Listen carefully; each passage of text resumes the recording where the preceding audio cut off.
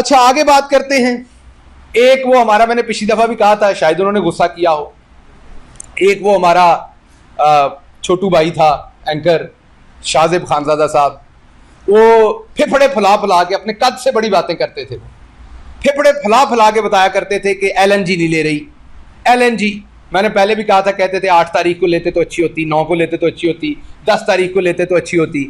तो उनको मैंने ये बताना है कि पाकिस्तान तहरीक इंसाफ ने तकरीबन 90% जो रिक्वायरमेंट थी एलएनजी की, उसकी 90% एलएनजी खरीदी थी। 12 में से 11 हमने खरीदी थी। जो उस वक्त की मैं बात कर रहा हूं जब एलएनजी पूरी दुनिया में मिलती नहीं थी, कंपनीज भाग रही थी एलएनजी सप्लाई करने पे। उस टाइम हमने वो एलएनजी खरीदी थी। और आज जब पूरी दुनिया एलएनजी दे रही है, मौजूद है, मैं कोरोना के जमाने की बात कर रहा हूं, जब हमें मिल नहीं रही थी, हमारी रिक्वायरमेंट 12 की थी, हमने 11 ली थी। एक ना लेने की वजह से, एक कंसाइनमेंट ना लेने की वजह से वो उनके फेफड़े फट जाने लगे थे, इतनी हवा भर भर के वो बात कर रहे थे। आज 100% जो रिक्वायरमेंट है वो नहीं ली जा रही। ये आजकल तो बारिश हुई है तो इसलिए आपकी लोड शेडिंग नहीं हो रही। जुलाई में जो आपके साथ होने जा रहा है वो आप सबको पता चलेगा, क्योंकि 4 आपको वेसल्स की रिक्वायरमेंट है, उसमें से कितने लिए जा रहे हैं? 0। मैं उंगली जरा पकड़ लूं, बाजी मरियम वाला काम ना हो जाए, उंगली नहीं उठानी। 4, मतलब स्कूल में टीचर बताते थे उंगली ऐसे से करके बदतमीज बच्चा बात करता है। तो 4 में से कितने? 0। और एक चीज का मैं क्रेडिट दूंगा यहां पर माजरत के साथ कि, और क्लैप भी करूंगा बाजी मरियम औरंगजेब पे। बाजी, you are a good learner. मैं आपका बहुत शुक्रगुजार हूं कि 3-4 प्रेस कॉन्फ्रेंसेस में बताया मैंने कि आप उंगलियां घुमाती हैं। कल की प्रेस कॉन्फ्रेंस में आपने बिल्कुल उंगली नहीं उठाई, आप देख सकते हैं 2 दफा आप उठाने लगी, आपने नीचे कर दी। तो thank you so very much, you are a good kid, you really learn fast and I really appreciate कि कम से कम आपने अपनी कोई एक गलती सुधारी है। बहुत ही बदतमीज लगती थी बाजी, मैं आपको सच में बता रहा हूं, इतनी बदतमीज लगती थी आप कि आप अगर कोई मर्द होता तो मैंने और लफ्ज इस्तेमाल करना था, आप क्योंकि हमारी बहन है, तो आप बहुत बदतमीज लगती थी। एक आपकी आंखें बाहर होती थी और एक उंगली बाहर होती थी, तो बहुत बदतमीज लगती थी आप। तो thank you so much for the good learning.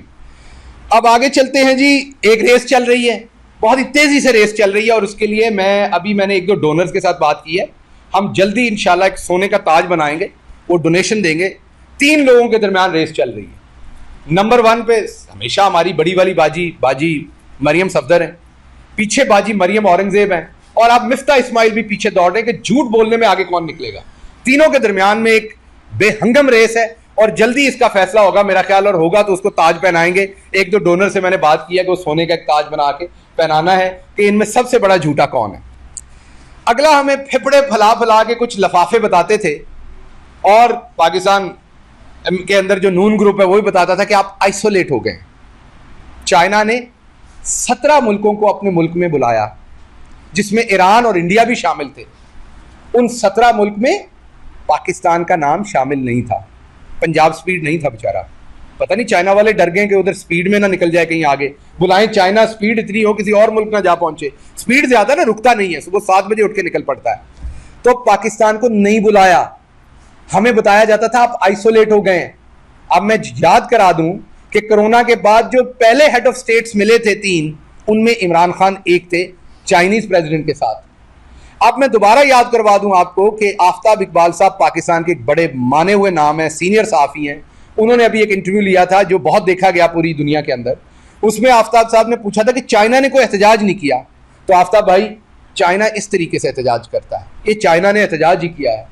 China जब एहतजाज करता है तो ऐसा करता है कि जब वो देखता है कि यहाँ पर भाड़े के टट्टुओं की हुकूमत है, इंपोर्टेड हुकूमत है, तो वो उन्होंने अपने आप को डिस्टेंस रखा है। हालांकि सीपेक उनका पूरी दुनिया के अंदर एक शोकेस प्रोजेक्ट है, एक सबसे बेस्ट प्रोजेक्ट है, और डेवलपमेंट की कॉन्फ्रेंस हो रही हो तो उसमें आप ये समझें कि पाकिस्तान ना हो तो इससे बड़ी पाकिस्तान की आइसोलेशन क्या है। और इसका क्रेडिट किसको देना है ये भी बता दीजिएगा, कि मुझे पता नहीं कि चाइना ने हमें नहीं बुलाया, इसका क्रेडिट किसके जुम्मे आना है, ये भी जरा पूछ के बता दीजिएगा, इसका क्रेडिट किसको देना है। उसके बाद अगली बात मैंने करनी है, आपने कल सवात के अंदर इलेक्शन देखा।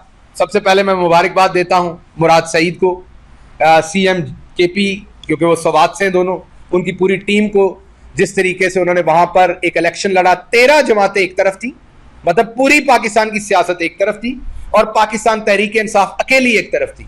सीट ये पहले जीती हुई थी एएनपी की, और उसके बावजूद एक वाज़े बरतरी के साथ पाकिस्तान तहरीक इंसाफ ने वो सीट जीती, जिससे अवाम का वाज़ेह पैगाम आया कि वो इंपोर्टेड हुकूमत से निजात चाहती है। इसके साथ मैं दूसरी बात करना चाहता हूं कि आप अगर देखें तो इलेक्शन सिंध में भी हुए 2-3 दफा और कल केपी में भी हुआ। केपी में किसी को एक कांटा नहीं चुभा, किसी ने चूं की आवाज नहीं निकाली कि हमारे साथ कुछ गलत हुआ, किसी मीडिया ने कोई धांधली, कोई रियासती वसाइल का इस्तेमाल किसी ने नहीं बताया। और दूसरी तरफ सिंध में क्या अंधेर नगरी थी, कितने हजार के करीब तो लोगों को अरेस्ट करके इलेक्शन ही नहीं लड़ने दिया गया, अगवा कर लिया गया उनको। तो एक तरफ सिंध है, वहां कोई और कानून है शायद, और एक तरफ ये है इलेक्शन कमीशन को भी नजर नहीं आ रहा। अवाम लेकिन देख रही है कि जब केपीके में इलेक्शन होता है तो किस तरीके से ट्रांसपेरेंट और फेयर होता है, और जब सिंध में होता है तो किस तरीके का इलेक्शन होता है। एक पाकिस्तान ये है, एक पाकिस्तान वो है जहां इमरान खान की हुकूमत है। उससे आगे मैं बात करूंगा, कल बाजी ने दोबारा बात की है, कल परसों में वीडियो खेलना है। बाजी जी, मेरी प्यारी मरियम बाजी, आप ऐसा ना करें। आपको कुछ लोग जाहिर बात है लीडर भी मानते हैं। आप अपने बच्चों की वालदा हैं, आप अपने वालदैन की बेटी हैं, आप अपने नवासियों की नानी हैं, आप किसी की खाला हैं, आप किसी की फुफ्फो हैं। बहुत, हमारे लिए भी, हमारी भी बड़ी हैं आप, बहुत इज्जत के मर्तबों पे हैं आप, और हम आपका एहतराम करते हैं औरत होने के नाते। ये वीडियो वाली बातें ना करें। बाजी आपने एक बात याद रखनी है मरियम बाजी, कभी सास भी बहू थी। आपने याद रखना है कि आप लोगों ने 35 साल हुकूमत की है इस मुल्क के ऊपर। अगर आपने 3 साल वालों की फेक वीडियोस निकालनी है तो आपके चचा की तो स्पीड बहुत थी, पंजाब स्पीड की तो हर काम में बड़ी स्पीड है, तो बड़ी स्पीड थी। यकीन करें कि मटेरियल भरे पड़े हैं, वीडियो सेंटर बने पड़े हैं। ना करें, लोगों के बच्चों की तरबियत बुरी होगी। आप मेरी बहन है, मैं आपसे गुजारिश करता हूं कि अब आप बड़ी हो गई हैं, सियासत करें, ये वाले काम ना करें, वीडियो शीडियो ना खेलें, ये काम पुराना हो गया, इससे अब आगे कुछ नहीं होना। आगे मैंने बात करनी है जो मैंने फिर क्विकली बनी गाला पे आना है, जो सिचुएशन हुई। इलेक्शन कमीशन ऑफ पाकिस्तान ने एक गैर आईनी काम किया, दोबारा आइन लिखने की कोशिश की गई। एक ऐसा काम किया जो पाकिस्तान के आइन और कानून के खिलाफ था। एक ऐसा काम किया जिसमें दिन दहाड़े डाका मारा गया, बार बार उनसे इल्तिजा की गई लेकिन नहीं सुना गया। हम शुक्रगुजार हैं, आज लाहौर हाई कोर्ट ने उसके ऊपर मोहर लगाई और यह तय हुआ कि जो पाकिस्तान तहरीके इंसाफ का मौकफ था माफ कीजिएगा, जो पाकिस्तान तहरीके इंसाफ का मौकफ था कि यह गैर आईनी काम कर रहा है इलेक्शन कमीशन, आज अदालत के अंदर वो सही साबित हुआ। अदालत ने फैसला दिया कि यह फौरी तौर पर नोटिफिकेशन हो। अब नोटिफिकेशन तो हो जाएगा, लेकिन ये जो इतने दिन हमारी हक तलफी की, इसका जवाब इलेक्शन कमीशन ऑफ पाकिस्तान को एक माजरत की शक्ल में देना चाहिए। मैं उम्मीद करता हूं वो हमारे खिलाफ एक पॉलिटिकल पार्टी नहीं बनेंगे और अब जाके अगली अदालतों में अपीलें दायर नहीं करेंगे, बल्कि इसमें माजरत करके फौरी तौर पर नोटिफिकेशन जारी करेंगे, क्योंकि ये एक गैर आईनी काम है जो वो करने की कोशिश कर रहे थे। क्यों कर रहे थे ये उनको पता है, उनके रब को पता है, और उहदे नाल नाल बूटे नूं भी पता है, तो पूरी पब्लिक नूं पता है। अच्छा, अगली बात करते हैं।